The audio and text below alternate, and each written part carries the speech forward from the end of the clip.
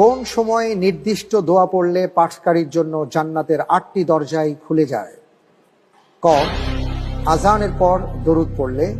খ, লাইলাতুল কদরে নির্দিষ্ট দোয়া পড়লে। গ, অজুর শেষে নির্দিষ্ট দোয়া পড়লে। ঘ, আরাফার ময়দানে নির্দিষ্ট দোয়া পড়লে।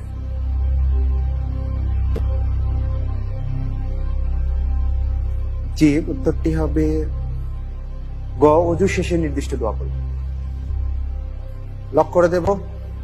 জি, ইনশাআল্লাহ। ইনশাআল্লাহ ইনশাআল্লাহ। ফ্রিজ করে দেয়া হোক। গ, অজুর শেষে নির্দিষ্ট দোয়া পড়লে।